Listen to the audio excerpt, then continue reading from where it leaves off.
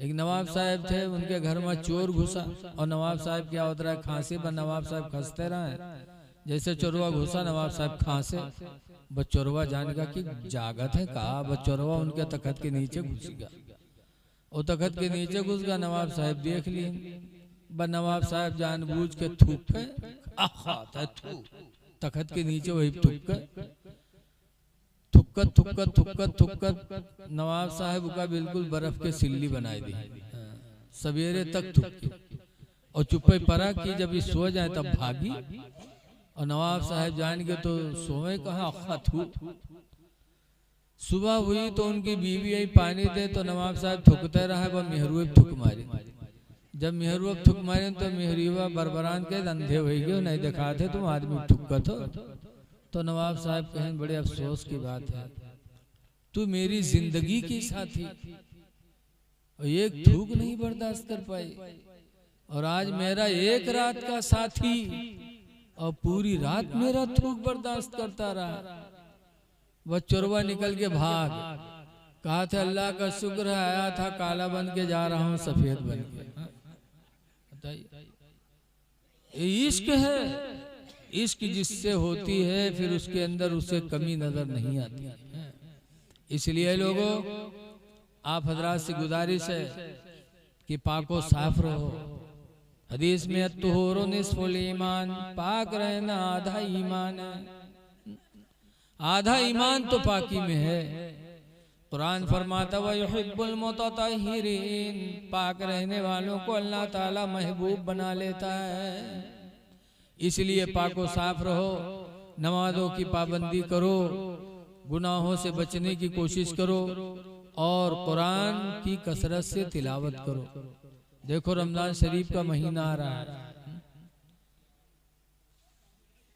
रमजान के रोजे हजरत अबू हुरैरा रदी अल्लाह ताला अन्हु रवायत करते हैं कि रमजान के 30 रोजों की बरकत कितनी है एक से अंदाजा लगाओ। जो मुसलमान खुशदिली से रोजा रखता है तो रमजान के एक रोजे की बरकत से अल्लाह उसको जहन्नम से इतना दूर कर देता, इतना दूर कर देता जितने की कोई कौवा का बच्चा पैदा हो और पैदा होने के बाद उड़ने लगे और उड़ते उड़ते वो कौवा का बच्चा बूढ़ा हो जाए, इतनी मुद्दत में जितनी दूर तक वो उड़ जाएगा, रमजान के एक रोजे की बरकत से अल्लाह ताला मुसलमान को जहन्नम से उतना ही दूर फरमा देगा।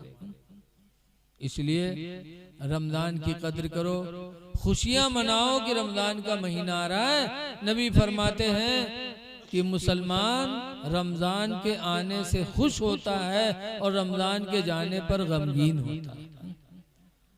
तो अल्लाह का शुक्र है रमजान का महीना आ रहा है और एक रात निजात वाली आ रही है, 15वीं शाबान, जिसका नाम है शबे बारात। शबे बारात मतलब निजात की रात, इसलिए उस रात को चूको ना। और हजरत हमजा वैसे करनी रदी अल्लाह ताला अन्हु की जिंदगी को नजरों के सामने रखो कि हुजूर का जमाना पाया था लेकिन हुजूर की जियारत नहीं कर पाया। मोहब्बत बेपनाह थी, लेकिन एक माँ थी, वो माँ बूढ़ी थी। अबू ज़र ग़िफ़ारी ने 12 सोचा लाओ मदीना चले जाएं, नबी को देख करके सहाबी बन जाएं, लेकिन माँ थी, माँ की मोहब्बत में नहीं गए कि अगर मैं कर्न से मदीना गया काफी लंबा जमाना लगेगा, इस जमाने में मेरी माँ बीमार हो गई तो इलाज कौन कराएगा, मेरी माँ भूखी हुई तो खाना कौन खिलाएगा, प्यास की जरूरत है पानी कौन पिलाएगा। तो हजरत हमजा वैसे करनी माँ की मोहब्बत में कर्न से मदीना नहीं गए, लेकिन मोहब्बत रसूल देखो कि जब हुजूर का विसाल होने लगा मदीने पाक में सहाबा मौजूद थे, तो उस वक्त हुजूर ने वो ऐसे करनी की याद फरमाई, इरशाद फरमाया लोगो इन्ना रजुलन खैरुम मिनत ताबिईन, बेशक एक आदमी ताबिईन में सबसे बेहतर है, युकालो लहू उवैस, जिसको दुनिया वैसे करनी कहती है, वकाना बिही बियादुन, और उसको सफ़ेद दाग था। वलाकिन यशफ़अहुल्लाहु बिखिदमत उम्मी, लेकिन माँ की खिदमत की बरकत से अल्लाह ने उसे शिफा अता फरमा दिया। फलम्मा मुरूहु इस्तग़फिरू लकुम, याद है मेरे सहाबा जब उनके पास से गुजरना तो अपने बख्शिश की दुआ करवा लेना। और हुजूर ने अपना पैराहने मुबारक भी अता फरमाया। हुजूर के विसाल के बाद हजरत अली ने हजरत हमजा वैसे करनी को तलाश किया हुजूर का जोड़ा देने के लिए। लिखा है कि 10 साल के बाद मुलाकात हुई तो हजरत अली ने पैराहन सरकार का दिया, सरकार का सलाम भी पहुंचाया। उसके बाद पूछा, हमजा वैसे करनी एक बात बताओ कि हम लोग जिंदगी भर नबी के साथ कि कोई गुल बाकी रहेगा ना चमन रह जाएगा, और एक रसूलुल्लाह का दीन हसन रह जाएगा। हम सफीरो बाग में है कोई दम के चहचहे, और बुलबुलें उड़ जाएंगी सोना चमन रह जाएगा। अवतुल्लसो कम ख्वाब की पोशाक पे नाज़ान हो, अतुल्लसो कम ख्वाब की पोशाक पे नाज़ान हो, और इस तन बेजान पर खाले कफन रह जाएगा। इसलिए दुआ करो कि अल्लाह ताला हमको तुमको बाईमान दुनिया से उठाए। सबसे बड़ी दौलत ईमान है। इसीलिए हजरत इमाम आजम अबू हनीफा एक जगह तकरीर कर रहे थे। एक औरत अपन बकरी लेके और बकरिया के दाढ़ी रहे तो लेके कहे इमाम आजम ही बताओ तुम्हारी दाढ़ी बढ़िया है कि मेरे बकरी के दाढ़ी बढ़िया है। तो इमाम आजम फरमाते, बूढ़ी माँ अगर मैं ईमान पर दुनिया से गया तो मेरी दाढ़ी तुम्हारी दाढ़ी से अफजल होगी,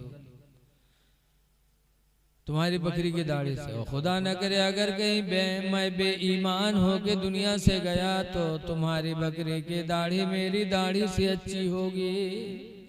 पता चला कि चाहे दाढ़ी हो, चाहे नमाज हो, चाहे रोजा हो, सब चीज की मकबूलियत का दारो मदार ईमान है। इसलिए हम अपने ईमान को बचाएं। मौत अल्लाह ताला जिस हाल में चाहे इंसान को आए। साहबे किराम की जिंदगी हमारे तुम्हारे लिए नमूने अमल है। एक सहाबी थे जिनका नाम है अबू ज़र ग़िफ़ारी। आज हम लोग तो किसी को मना नहीं करते बुराई से। हम लोग सोचे थे वो का खुदे के अमल का जवाब दे पर हम काहे बोली जस्करी वसपई, हम लोग इस तरह कहते हैं, लेकिन ये शरीयत की बोली नहीं है। आज हम लोग किसी को बुराई करते देखते तो नहीं बोलते काहे अरे जसू करी वसपई, अरे ठीक है लेकिन हमारा आपका क्या फरीदा है। हुजूर फरमाते मर्रा मिनकुम मुनकरन फलयुगय्यिरु बियदिही, तुम में का जो किसी को बुराई करता देखे तो अपने हाथ से रोके। फ़इन लम यस्तती फबिलिसानिही, और अगर हाथ से रोकने की ताकत नहीं है तो कम से कम जबान से कह दे। वइन लम यस्तती फबिक़ल्बिही, और अगर जबान से भी मना करने की ताकत नहीं है तो दिल ही में बुरा मान ले। इस्लाह करना चाहिए। हजरत अबू ज़र ग़िफ़ारी एक दिन जा रहे थे, एक साहब सोने की अंगूठी पहने आ रहे थे। अबू ज़र ग़िफ़ारी ने देखा तो ऐसे हाथ मारा, अंगूठी को खींचा और खींच कर फेंका। कहा जहन्नम की आग अपने लिए हलाल कर रहे हो, जब रसूलुल्लाह ने सोना पहनना मर्दों के लिए हराम कर दिया तो क्यों पहने हो। उनकी उंगली में कुछ खराश आ गया, वो गए हुजूर से शिकायत कर दिया। कहा हुजूर अबू ज़र अगर मना करते तो मैं निकाल देता, लेकिन अबू ज़र ने तो इतनी जोर से खींचा कि मेरी उंगली में खराश पड़ गई। हुजूर ने अबू दर को बुलाया, फरमाया अबू दर नरमी करो। एक दिन हजरत अबू दर गिफारी खाने काबा का तवाफ कर रहे थे।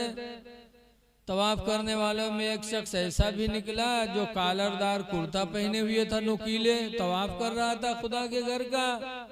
अबू दर गिफारी ने देखा, वह पकड़ा गिरेबान और कॉलर नोच के फेंक दिया।